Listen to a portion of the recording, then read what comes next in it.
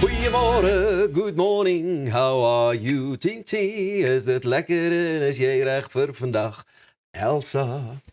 Hey, nee. Hey, kyk hoe kyk sy vir my en kyk sy vir jou. Nee, kyk hier Sopieta, ons het daai lied in die hart gemis, hoor. Dankie. Dis nou die eerste keer in 'n lang tyd dat jy oggend weer so begin. Dis die winterliedjie in my hart. Sjoe, Ja. pragtig, Hoe pragtig. lyk dit daar waar jy ook in die pragtige Suider-Afrika na ons loer vanmôre? Lekker koud, klap jy tande of is jy gemaklik en tevrede met die Stuur gerus 'n foto. weersomstandighede? Deel Ja. gerus 'n foto op ons sosiale media platforms. Asseblief, doen dit. Intussen wil ons weer sê word gemaklik, ontspan en maak gereed vir 'n propvol program. En so gepraat daarvan, Pieta, wat gebeur vandag? Man, ek lees dit graag vir jou. Laat ek nou net kyk, hier lyk ek weer. Daar sy. Vandag kyk ons na allergieë in al hul forme. Hoe's daai? Pragtig. Ek Hè? hou van die artikulasie. Klink soos Gaan een van die voort. radiostasie 54 jaar terug. Vandag kyk ons na allergieë in al hulle forme tydens die Wêreld Allergie Week saam met Dr. Sureta Kannenberg van die Allergie Stichting van Suid-Afrika. Ons gesels met Springbok legende en die 2007 Wêreldbeker wenner John Smit. Oor sy loopbaan en daarna, jy weet, en ons gaan ook 'n bietjie gesels oor hy's ambassadeur van die CEO Challenge. Sien ek wel te veel, John Smit, saam met Johnny Burger. Oh, great om hulle hier te hê. En ons kry 'n voorsmaakie van die nuwe musiek van Dian Roux. As 'n enkels dit die ergste. Dit klink erg. Die ergste, maar dit gaan die mooiste wees. Die ergste. Die ergste gaan So een van die ergste mooiste. na die mooiste, na die mees interessante. Laat Pieta, ons hoor, laat Ek ons het vir jou 'n interessante brokkie inligting wat ek met jou moet deel. Ek luister graag. Met die toenemende druk van angs, stres en geestesgesondheid onder jong mense, oorweeg die regering nou 'n verrassende hulpmiddel vir Suid-Afrikaanse skole en colleges, naamlik yoga. Voorstanders meen dat yoga fokus kan verbeter, angs kan verminder en selfs akademiese prestasie 'n hupstoot kan gee. Nou die voorstel is onlangs tydens die internasionale dag van yoga in Durban bespreek. Adjunkminister van Hoër Onderwys en Opleiding, Nomusa Dube-Ncube, het saamgestem dat jong mense vandag onder geweldige druk verkeer. Sy het verwys na die ernstige uitdagings by universiteite en colleges waar akademiese druk en sosiale probleme, of liewer maatskaplike probleme, dikwels tragiese gevolge het. Sy het selfs genoem dat verskeie studente aan die Durban University of Technology verlede jaar hulle lewens verloor het, wat baie sleg is. 'n duidelike teken dat dringende ondersteuning nodig is. Nou Dube-Ncube glo dat yoga studente kan help om beter fokus en emosionele veerkragtigheid te handhaaf. Die doel is om 'n leeromgewing te skep waar angs deur fokus vervang word en waar jong mense beter toegerus is om versoekings soos dwelms, geweld en dobbelary te weerstaan. Volgens die Sivananda World Peace Foundation is die resultate in skole waar yoga-programme aangebied word reeds sigbaar. Hulle meld dat sommige van hierdie skole merkwaardige verbeterings in hulle akademiese prestasie toon. Nou ek weet, hierdie is 'n internasionale dag, ons moet dit net baie duidelik maak, Ja. wat deur Indië in samewerking met die Verenigde Nasies, jy weet, ingestel is of geïmplementeer het. En ek het nou die dag gesien dat die eerste minister van Indië dit ook gevier het en sommer self, jy weet, 'n paar yoga oefeninge gedoen het daar op 'n maatjie. Dit lyk vir my asof dit 'n mens kan laat ontspan, maar dit lyk ook nie vir my so maklik nie. Ja, ek dink dit laat jou vir 'n oomblik net vergeet van alles en jou konsentreer om daardie dele van jou liggaam reg te laat strek en rek en al daai goed. Ek moet sê, ewen in my gimnasium, Het jy dit al gedoen? ek dink dalk vir 'n insetsel met Koela en so 'n bietjie. En hier het ek ook al 'n bietjie ek het mos so 'n bietjie die ding probeer doen saam met die dame. Ek moes nog my Ja. skoentjies uittrek en al daai geite doen. Maar ek moet daarom vir jou sê, ek dink dis 'n interessante storie. Baie interessant, want sal ek dit doen, sal ek dit oorweeg het? Seker maar, hè. Dis 'n nuwe vorm van LO soos ons hom geken het, liggaamlike opvoeding in die ou dae. Ons het dit nie so geken nie. Dit Nee. was vir ons lewensoriëntering. Jy sien hoe die dinge Jy sien. verander het. Maar ek dink dit kan help. Weet jy wat, dit is vir my wonderlik om te weet dat die regering aandag gee aan hierdie soort kwessies, want ek dink die jong mense van vandag beleef meer druk. Iemand sê nou die dag vir my, ja, maar hulle het dit nooit anders geken nie, maar ek dink op die einde van die dag maak dit nie eintlik saak nie. Dit gaan oor die feit dat hulle baie vinniger, baie ernstig oor hulle toekoms moet wees. En ek dink dit is vir my sleg dat hulle nie vir 'n langer tydperk net Ja, nog 'n bietjie kan kind kan wees, wees nie. Ja, nee, en akademiese druk was daar maar nog altyd. Ek dink oor die jare deur sal jy altyd akademiese druk ervaar het en so, maar ek dink die sosiale druk deesdae is, want ek wil wees soos die een wat ek sien op sosiale media en. I want to be somebody that I can't be, of I want to be somebody else, maar in elk geval. Dis my 50 sent. Maar nou is ons weer terug by 'n baie interessante enetjie. KI. En ons hoor gereeld dat kunsmatige intelligensie en robotte besig is om mense se werk oor te neem. Maar nou lyk dit of selfs straatbedelaars kompetisie het. Mensagtige robotte wat met QR-kodes vir donasies op Chinese strate sit, het wêreldwyd opslag gemaak. Hierdie robotte is onlangs in stede soos Beijing, Chengdu en Wazhou. Is dit die regte ene daar? Dit klink vir my reg. Nee, jy's mos op die Chinees, die ou van die oosterse tale. Foto's wat aanlyn versprei is, wys gevorderde masjiene wat op die vloer sit of kniel. Hulle hou plakate vas met boodskappe soos: "Help my om my elektrisiteitsrekening te betaal en ek het nie geld om my battery te laai nie." Langs hulle is QR-kodes sodat voetgangers en verbygangers sommer elektronies 'n geldjie kan skenk. Die tonele het vinnig 'n vurige debat op sosiale media ontketting. Sommige mense sien dit as nog 'n voorbeeld van hoe KI al hoe meer menslike rolle oorneem. Ander is egter skepties en vermoed dat dit eerder slim bemarkingsveldtogte is. Installasies of sosiale eksperimente, wie sal weet. Kenners wys daarop dat hierdie tipe van robotte verskriklik duur is om te vervaardig natuurlik, en finansiëel gaan dit nie sin maak om sulke hoë tegnologie masjiene vir straatbedelary in te span nie. Wat dink jy? Wat sê jy? Sjoe. Dis nou 'n interessante storie. Dit is baie interessant. Ek sal net aanvanklik dink dis een van bemarkingsfofie. Iets word bemark, iets word uitgetoets. Daar is iemand wat soos oom Leon met sy candid camera weldra daar sal sit om die masjien op te pas. En ek dink is dalk om mense se reaksie uit te toets. En ek dink dit sal 'n interessante navorsing wees om te sien hoe mense reageer. Ja. Reageer hulle makliker om vir 'n robot geldjie te gee of vir 'n mens 'n geldjie te gee? Dit is 'n sosiale eksperiment, sê ek jou nou. Persoonlik dink ek die mens sal steeds wen in Ja, die geval. nee, ek stem. Wen. Nee, daar is Nee? definitief 'n bemarkingsfofie. Ek sal 'n QR-kode daar sit om te sê, jy weet nie wat jy mis as jy nie goeiemôre, good morning kyk nie. Nee? Nou ja, toe. So druk die Daar is regte nou vir knoppie. jou 'n idee, Pieter. Druk die regte knoppie en hier gaan ons. Kink, kink, kink. Onthou jy ons KI dansie?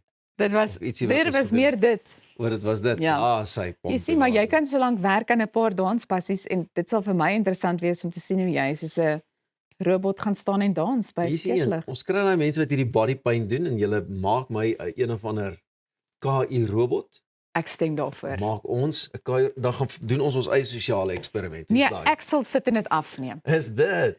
Jy gaan staan en dans. Sy sal net sit 'n giggel. Ek hoor al vir El so lekker giggel sy. Maar ja, jy weet net bly daar waar jy is en ons gaan nog baie lekker gesels. John Smith natuurlik later hier, Dian Roux en alles wat nodig is om hierdie dag van jou op te kikker en jou in die regte rad en by, of is dit lyn, te kry vir hierdie dag wat voorlê. Bly net waar jy is en kuier saam met ons hier by Goeiemôre, good morning.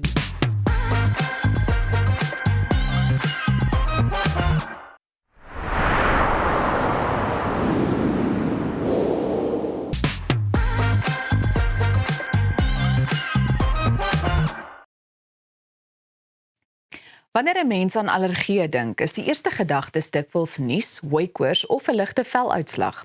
Maar vir miljoene mense wêreldwyd is allergiese toestande veel meer as net 'n seisonale ongemak. Van lewensgevaarlike voedselallergieë tot ernstige ekseem. Hierdie toestande het 'n enorme impak op 'n mens se algemene gesondheid, slaapgehalte, geestelike welstand en daaglikse lewe. Wêreldallergieweek word van 21 tot 27 Junie gevier. Om meer hieroor te gesels, verwelkom ons vandag vir Dr. Soreta Kannenberg, woordvoerder van die Allergie Stichting van Suid-Afrika. Dr. Soreta, baie welkom by Goeiemôre, good morning. Goeiemôre, baie dankie vir die geleentheid om saam met julle te kuier. Goed, kom ons begin by Wêreldallergieweek. Waarom is hierdie week so 'n belangrike week wanneer 'n mens na die kalender kyk?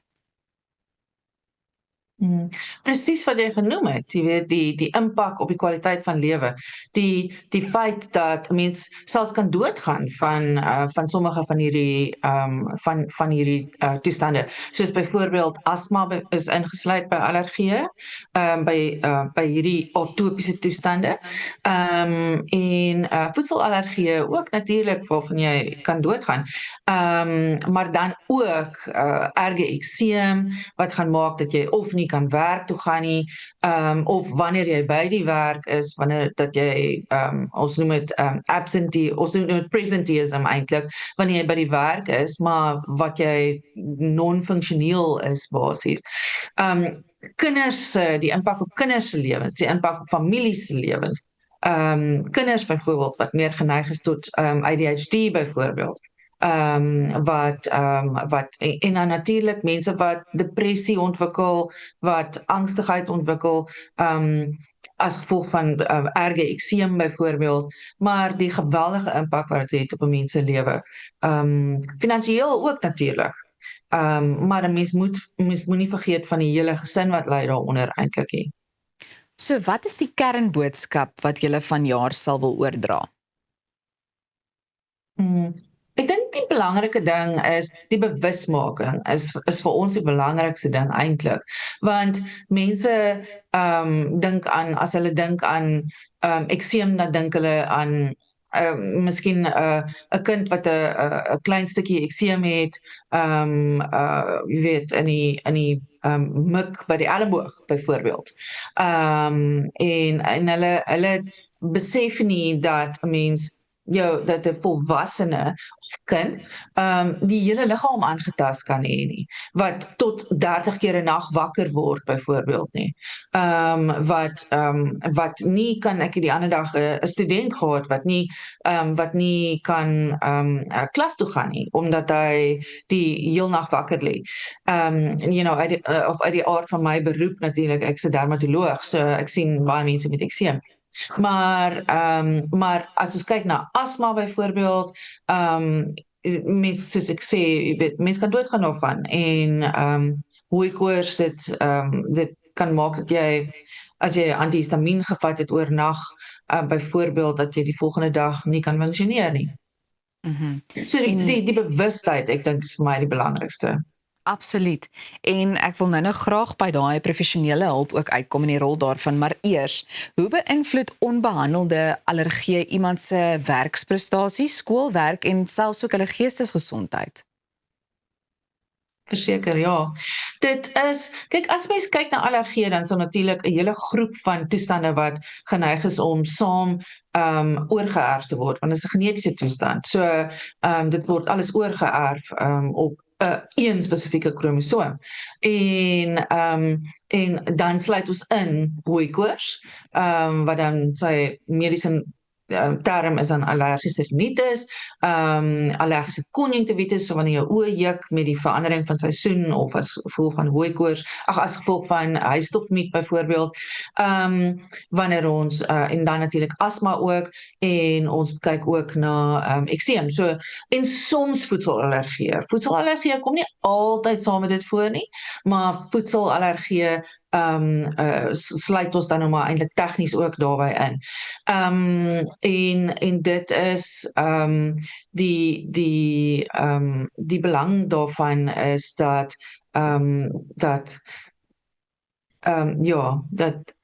ekskuus, ek weet nie of ek myself mag onderbreek nie, maar ek kan nie al jou vraag onthou nie. Nee, ek dink oor die algemeen, hoe 'n mens funksioneer, jy weet, maar ek wil aanbeweeg, want ek dink hierdie is nogal 'n belangrike vraag. 'n Mens hoor dikwels, wanneer mense sukkel met allergie, dan gaan hulle vinnig gaga aanklop by die apteek, om miskien 'n neusspray of so iets te kry. So wanneer is dit tyd om professionele hulp te kry, jy weet, in plaas daarvan, om net daai produkte by die apteek te gaan koop? As jy mens kyk na hooikoors byvoorbeeld, dan kan 'n mens baie van die produkte, veral van die steroïdbevattende produkte wat eintlik baie belangrik is vir hooikoors, kan 'n mens nou deesdae oor die toonbank koop. So dit is nou nuwe wetgewing wat sê dat jy dit wel oor die toonbank kan koop. Maar as 'n mens natuurlik nou deurlopend daarmee sukkel dat dit jou werks funksie, jou funksionering beïnvloed, dan is dit tog belangrik om by 'n oorneus en keel spesialis byvoorbeeld of by 'n allergie spesialis uit te kom. Die probleem is net met as ons kyk na hooikoors byvoorbeeld is hoe vermy jy die allergene? So hoe vermy jy om blootgestel te word aan spesifieke styfmeel byvoorbeeld of huisstofmiet wat 'n stof is en oral is. As 'n mens egter en dit is nogals iets wat ek natuurlik asma, daar moet 'n mens by die regte persoon uitkom want asma kan dodelik wees. Voedselallergie, daar moet jy by die regte persoon uitkom. As jy een slegte episode gehad het wat jou keel toegetrek het, jou tong geswel het byvoorbeeld, of selfs as jy in bommels uitgebreek het, so in as jy urtikarie het, wat dan bommels is, dan moet 'n mens by iemand uitkom want dit kan dodelik wees. Met ekseem is dit is ook nogals belangrik is dat as ons na kinders kyk, dan raak mense so gewoond, ouers raak so gewoond aan dat die kind dat die kind so lyk dat hulle nie besef hoe erg dit die kind se lewe beïnvloed nie. En langtermyn is daar baie neeweffekte wat 'n mens langtermyn kan ervaar. Byvoorbeeld ons weet nou deesdae dat onbehandelde erge ekseem vir jou 'n hoër risiko gee om hartsiektes te hê in die toekoms, kardiovaskulêre aantasting te hê. So al daai en dan verhoogde risiko vir limfome het byvoorbeeld in die langtermyn. So dit is baie belangrik om by die regte persoon uit te kom, om by of 'n allergoloog uit te kom of 'n allergologist noem ons hulle in Engels, of by 'n dermatoloog uit te kom, dermatoloog natuurlik as jy ekseem het, maar as jy meer die ander allergieë het of 'n oorneus en keel spesialis as dit natuurlik nou 'n neusding is, of by 'n allergoloog uit te kom, ja. Ek wil tog vir jou vra, ons het so 'n bietjie meer Pulmonoloog as natuurlik vir asma. daar sy.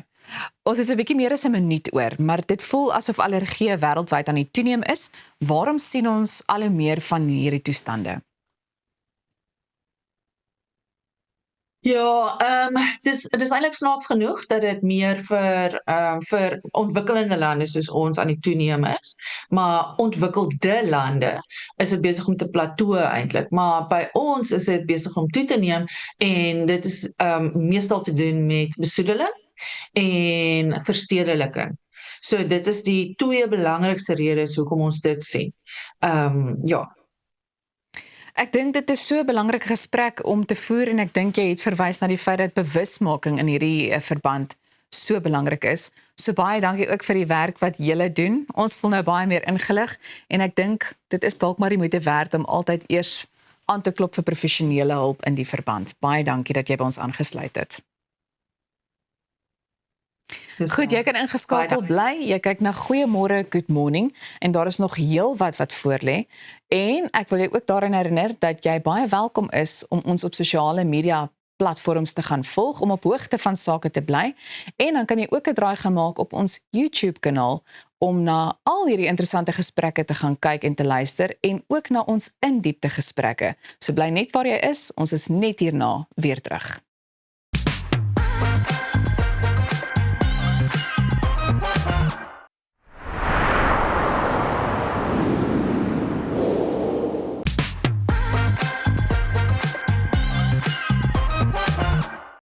Jy kyk na Goeiemôre, Good Morning Sporttyd. Ek is Arnold Geerts. Now, he is one of South Africa and the world's most respected rugby figures and a former Springbok captain who led the national team to some of its greatest sporting moments, including, of course, the 2007 World Cup. Our champion, John Smit, is here. John, so nice to have you in the Goeiemôre, Good Morning studio. Welcome. Thank you for your time this early. But let's start way back in the beginning. What first attracted you to the oval ball game? It actually wasn't the first ball that I was attracted to. I started my life dreaming of Wimbledon, and I wanted to be a tennis player. No way, I didn't know that. Yeah, so that's all I did was play tennis, and so I was associated, in these English schools that didn't play a lot of rugby. So tennis was the thing. And then I moved to a school in Rustenburg, the only English school in Rustenburg where the tennis wasn't so big, and neither was soccer. So I started playing rugby quite late, actually, as a kid, probably 11 years old. And tennis is difficult. It's just you, and you can't really blame anyone else. And then so the more I played rugby, the more I sort of realised that as much as the serve and volley was going to be helpful as a youngster, this big frame was probably going to be more suited towards rugby. And I love the camaraderie, the ability to rely on teammates and to be able to back teammates up. And again, I guess it doesn't take a brain surgeon to realise, I was probably 85 kilos instead of 6, 112 in matric. So the game was reasonably easy for me as a youngster. And you could also blame the other teammates if something went wrong. Absolutely. So I never made any mistakes. I love it. Absolutely love it. When did you first realise that you had a talent for the game? When did that first hit home for you? I think my dad sent me to Pretoria Boys High, which is quite central. He was an engineer on the mine, so we moved quite a lot. So he wanted me somewhere central, and we went to one of these traditional Model C schools that we're so privileged to have many of around the country. I started playing, and I remember correctly, at Boys High and under 14. There's so many guys there. The majority of us have never played rugby before. So they line you up sort of tallest to shortest, fattest to skinniest.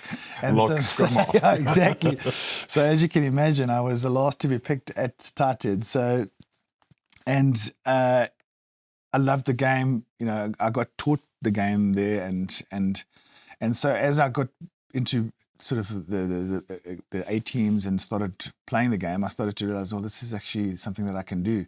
I had, a combination of a big frame. I was reasonably fast for a fat oak, and I could catch a ball, which is an even bigger advantage for a front rower. So the longer I played, the more I realized. And then I was very, very, very happy to get selected for Craven Week in '95. And I think people forget back then it was still Northern Transvaal. So for those Burkies to select a Soti from across the road there at Pretoria Boys High took some doing. So I think I was the third English oak to ever make SS. Really? Yeah, Who was before you? Can you recall? Stephen. There was Robbie Brink and Stephen. Yeah, it was a lock. Also a lock. You'll think of it. Yeah. You'll think of it. That's amazing. So if you think of your career, there was a steady progression, and looking up your figures, almost 200 first-class games and then 111 for the Springboks. When I say those numbers, do you look back at it over your shoulder and go, gee, I can't believe I did some of that stuff? It doesn't seem real. No, it's weird. Like when people say things like that and introduce you with the stats, it doesn't feel. It feels weird. I mean, I remember making our debut. When myself and David Barry, we made our debuts together in 2000, and we were both same vintage, born 78. So I think we were 22 at the time, and we were lying in bed before we'd played our first test in the week or two before, and we were like, wow, imagine playing one test. Never to in our wildest dreams to think that we would go on to play for a little bit longer. So it's I think there's a couple of things. It's a bit of luck. It's a bit of I think understanding of the fact that it's not yours, the jersey, and it's a massive privilege as well. So if you respect all those things, then a few more come, and then you can do all those things and still get injured, or someone better comes along and asks you. So it is. Yeah, sometimes I look back and I think it is a miracle. Before we turn on to modern day rugby, and I think it's a very different thing to when you played, I'm sure you'll confirm that. Was there someone that you ever played with that you silently admired? I was very fortunate. When I always tell the story. In '96, playing Craven Week for the second time, I got scouted by a little guy called Bert Pedley, and we were obviously offered this contract. We're the first batch of matrics to come out of the game in the first year of professionalism in 1997. And so we were offered these contracts, and I'd been enrolled into Tuks for physio, and all my friends and family were there. So I said to my dad, well, let's go see if there's a spot there at the Bulls. And so he went over to Umvani straight up, another fellow ginger, which I still find disappointing that he gave this answer. But my dad said, is there space? Obviously, he doesn't need a contract, but is there space? And Umvani said, I think you'll be better in Durban.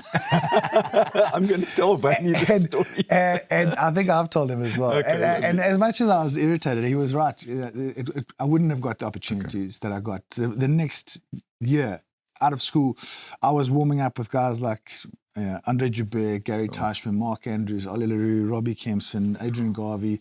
And these guys became my seniors, and they took me in as if I was as one of their own, And Robbie Kempson was the first guy to give me my first pair of sponsored boots, and Gary Teichmann was my first captain. And they're all friends till today. So did I admire anybody? I grew to admire those guys in the way that they took me in as a 19-year-old kid in this new professional environment. Brilliant. Let's turn our attention to, as I call it, modern day rugby. Your thoughts about Friday night's URC, rather? Yeah, I think everyone's very disappointed around the result. I think sometimes we get a little bit ahead of ourselves. Well, when I say sometimes, always. South Africans always get ahead of themselves when it comes to the expectation of what their teams need to deliver. And more often than not, they're satisfied. When I say us as spectators and fans, I think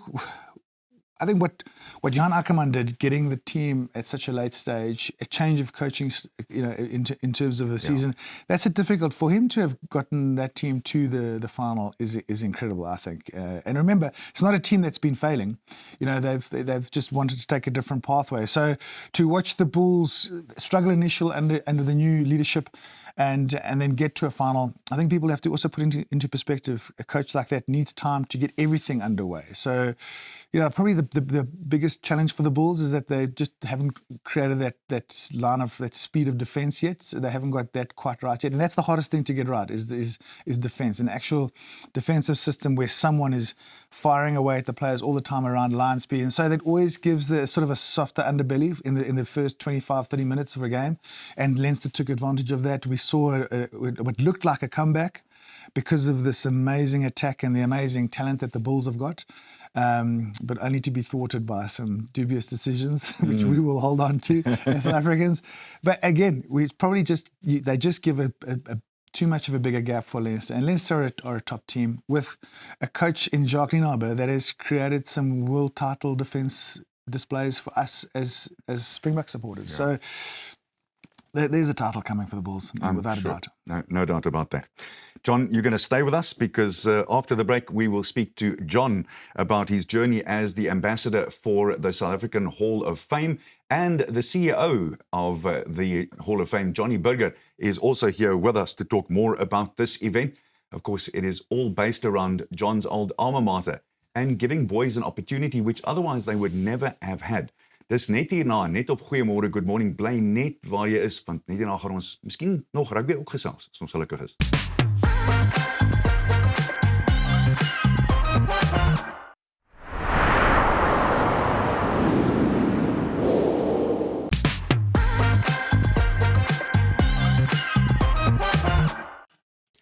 Die CEO Cycle Challenge is 'n unieke inisiatief wat uitvoerende hoofde, sportlegendes en sakelei uitdaag om nie net teen mekaar mee te ding nie, maar ook 'n verskil in jong mense se lewens te maak. Die projek ondersteun die South African Hall of Fame se Legacy Project wat talentvolle kinders met beperkte hulpbronne toegang gee tot onderwys, sportontwikkeling, mentorskap en geleenthede wat hul toekoms kan verander. Vandag gesels ek met voormalige Springbok kaptein en ambassadeur John Smit, asook Johnny Burger, uitvoerende hoof van die South African Hall of Fame en die dryfkrag agter die CEO Cycle Challenge. Hartlike goeiemôre manne. John, you have been here before with Arnie. Now it's my turn to say hello. How's it? I'm very good. How are you? Lekker. Johnny, good to see you, man. Ja, challenge. Ek weet nie wat jy in jou water het nie, maar elke keer as ek jou sien, jy lyk net vir my beter en raak jy jonger of is dit die geselskap saam met wie jy omgaan? Nee, maar dis maar 'n vrou wat na 'n goeie mond kyk. Julle Klaarpunte nie. klaarpunte. Sy gaan van wag met 'n heerlike warm koppie by die huis. Julle slagspreuk is talent is everywhere, opportunity is not. Waarom is daardie boodskap vir julle so belangrik? Nou Pieter, kom ons begin by die begin. Ek dink, jy weet, ons het 'n verantwoordelikheid om te kyk na ons toekomstige generasie. Want as ons die land 'n beter plek wil maak, dan het ons die verantwoordelikheid nou. Jy weet, honderde duisende kinders val deur die krake elke jaar. Hulle is super talentvol en talent is so wyd soos die Here se genade. Jy weet, maar hulle kan dit nie noodwendig bekostig nie.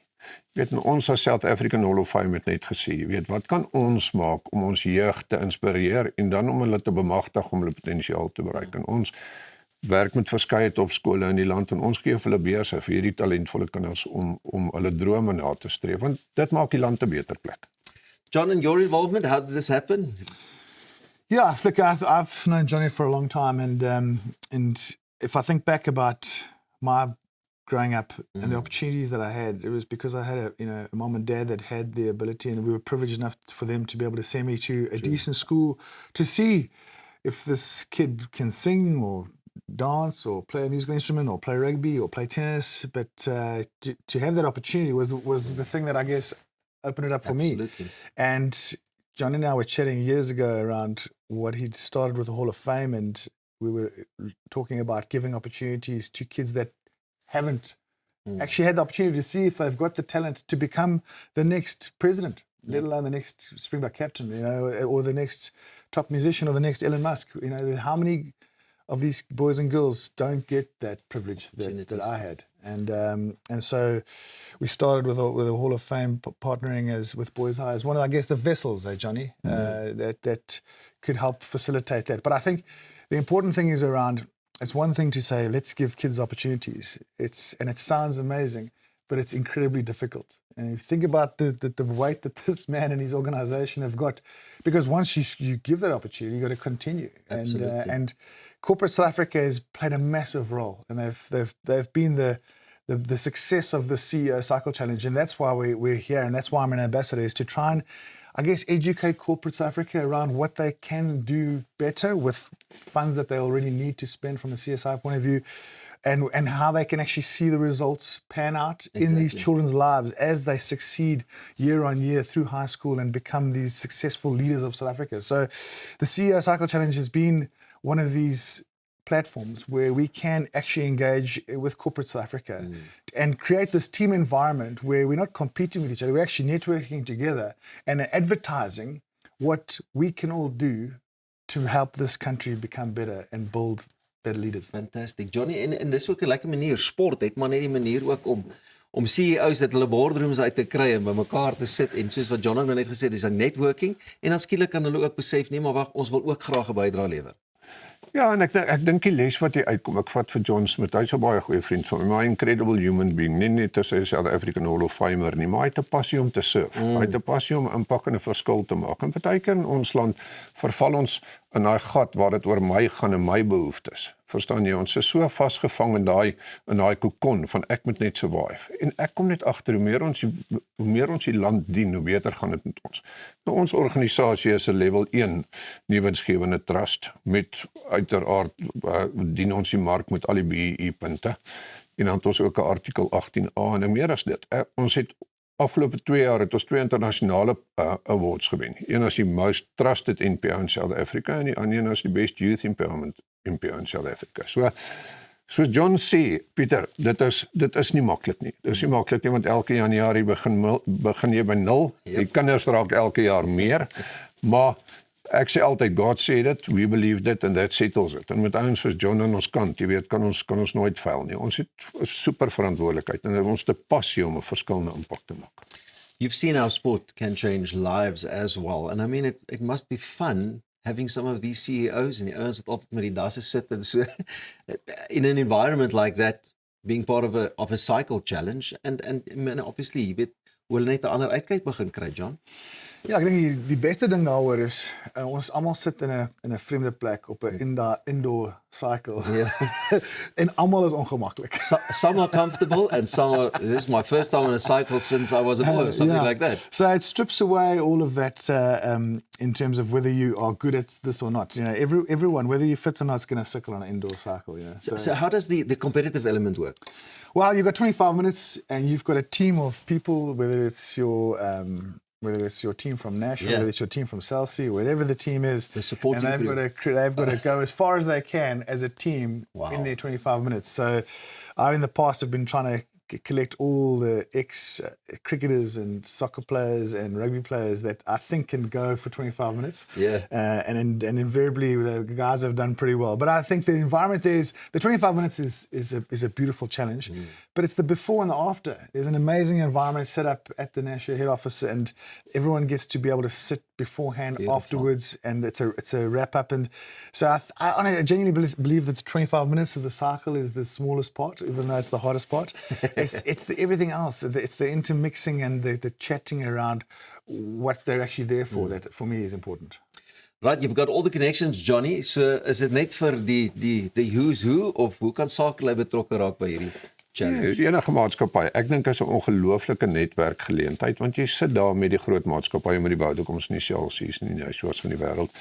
Maar as jy regtig 'n platform soek waar en ons praat van like-hearted mense. Ja. Jy weet as jy 'n platform soek waar jy kan mingle met like-hearted mense, dan is die CEO Cycle Challenge daai plek, verstaan jy? So dit maak jy weet ons sien dit elke jaar, is ons derde jaar wat ons dit aanbied, hierdie jaar gaan groter en beter wees en ons gaan meer fondse insamel, maar like-hearted mense doen besigheid met mekaar. Dit is ongelukkig net hoe dit is of gelukkig hoe dit is. So ja, daar is nog plek en as ons nog 'n fishbowl moet bou, dan bou ons nog een, maar ons wil dit groot maak hierdie jaar.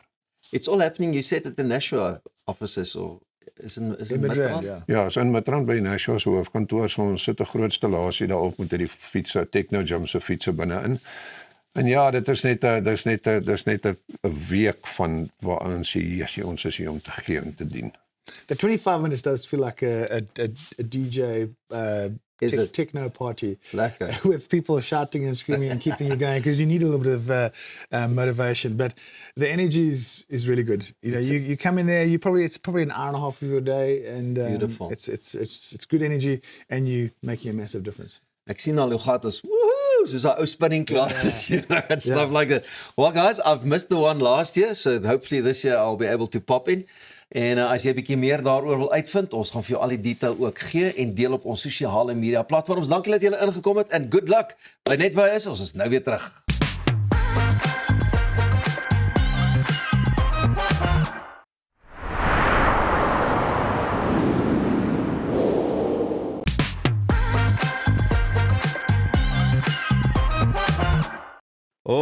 Hy's terug met 'n splinternuwe enkelsnit. Dian Roux en hy is hier en hy sing nou vir ons op sy mooiste, die ergste.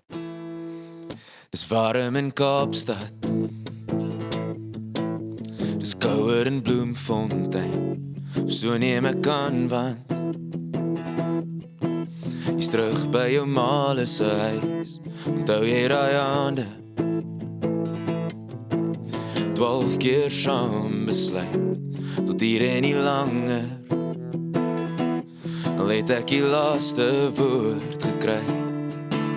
Vertel ek myself dis 'n fout. Jy is die beste wat ek ooit sal hê. Maar hoe dronker ek raak die bier aan die praat en vertel als wat ek nooit kan sê. Jy's ver te jonk om te sê dis te laat vir verander jou kop te verloor. Voel jy is belangrik jou ex weer te bel te sê jy is jammer. Jy's ver te blind om so laat in die aand te ry te min vir 'n kroeg beklei, so kyk na jouself, die ergste is nou verby. 'n jaar of wat later, gat is klaar geboor. En hier in die strate lê my goue jare voor. So wat as jy weg is? En al was dit my besluit, verlore gevegte bring die beste uit ons uit. Sê ek vir my en maak of ek dit glo. Maar die realiteit verwring dit voor my oor. Jy's ver te jonk om te sê dis te laat vir verander jou kop te verloor. Jy voel jy's belangrik jou ex weer te bel te sê jy ek's jammer. Dis ver te blind om so laat in die aand te ry te doen en te min vir 'n kroeg beklei. So kyk na jouself, die ergste is nou verby.